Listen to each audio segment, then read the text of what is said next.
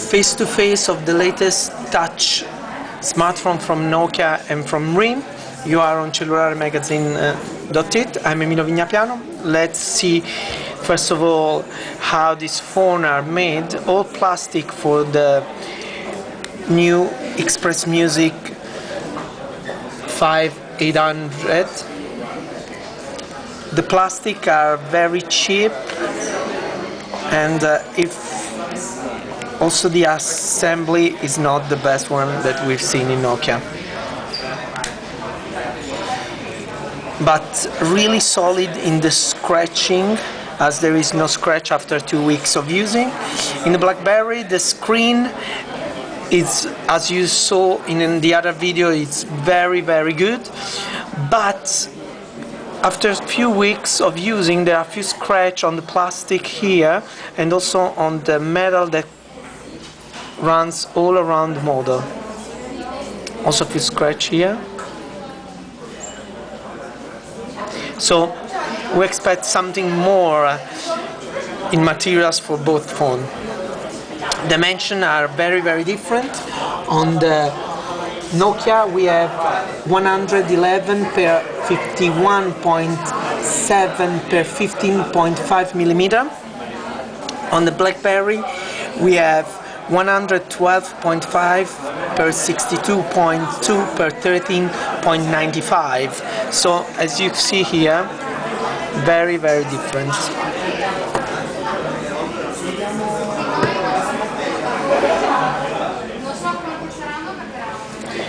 Also, when you handle the phone, you feel the difference of the weight. The Nokia is 109 grams, the BlackBerry is 150 grams, but as the BlackBerry fits the hand really in a very good way, you don't feel that it's too much heavy. On Nokia you have this different position and you can close the phone also with not so big hands like mine. Let's see the buttons that we have. VGA camera, light sensor, and this button that takes you inside the multimedia application menu. 3 physical keys, 2 keys that are virtual on the screen. You can add other shortcuts here. On the Storm you have the LED for the emails and the light sensor here.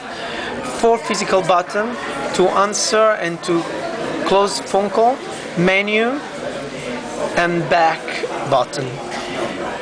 On the right side to control the volume for both. This on Nokia is used to lock and unlock the phone. Camera button on both.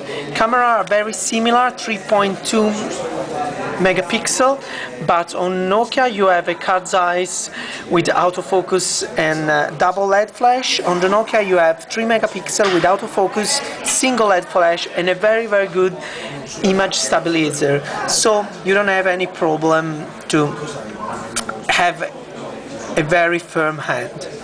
Qualcomm 3G CDMA platform, as Qualcomm is used in this BlackBerry. Here is the speaker that on Nokia comes on the left side, that are both here stereo. On the left side you have also 2 slots, one for the SIM card, the other one for the micro SD expansion. In the box you find an 8 GB, so it's not little to expand 8 GB on a phone like this, but you can go up to 32 GB if you want on both phones. Application key, you can decide which one. Micro SD slot to charge and to sync your BlackBerry. On the top we have turning on, turning off button, pop port to recharge the phone, micro SD to sync, micro USB to sync, and 3.5mm jack for the audio. On the BlackBerry you have just the physical button to turning off the ringtone and to lock and unlock the screen. Let's go in the screen. Now we have locked. Let's unlock. The screen are big but different. 3.2 with 60 million of color for the Nokia, 3.25 for the BlackBerry, just with 65,000 colors. So they are very, very different, but we don't see this huge difference, probably because our eyes cannot capture all these colors. All the screens are very sensitive.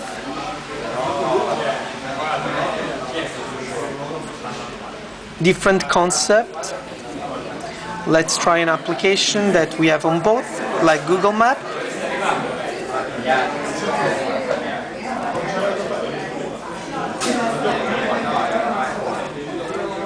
Okay, both have the position, so let's use. And let's see how fast they are in rendering the image. As you see, they're very, very fast. I want to scroll. You ask for the connection. So now they are downloading the new maps. Let's do it again because Nokia didn't took the connection directly. Okay. As you see, they are both very, very fast.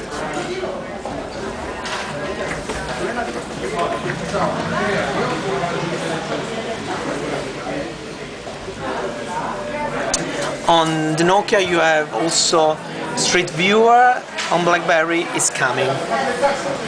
Both have Bluetooth 2.0 with the support of the stereo handset. Unfortunately on the BlackBerry you don't have any Wi-Fi, on Nokia you have Wi-Fi. That is chosen in this way because this phone is coming just with Vodafone Group, so if you're using the BlackBerry data service you don't need any Wi-Fi in their mind.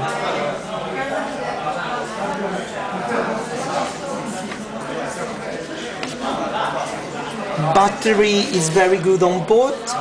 1320 mAh on Nokia, 1400 on the BlackBerry. That means not so much different in using. The only problem with the BlackBerry is with the data service always connected. With all the maximum brightness of the screen and GPS always turned on, I cannot do more than 1.5 days.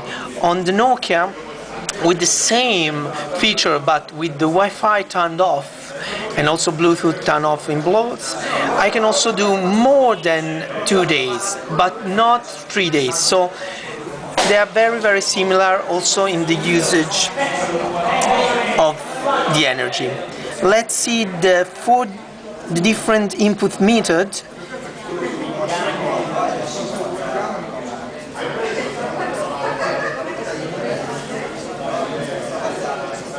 Okay. The BlackBerry in this position has the double key that works pretty good. In this position you have a complete QWERTY. Thanks to the type and the screen, as you can see, it moves a little, you have the physical idea that you are touching a button.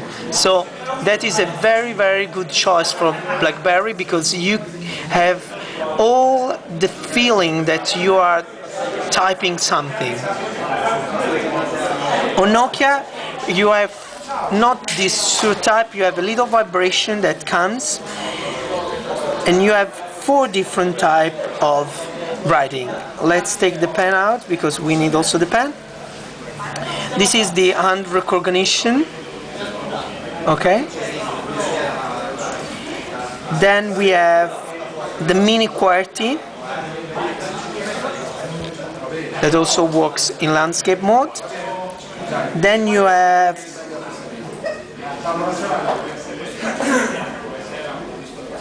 the normal alphanumeric keypad. and then you have the complete QWERTY.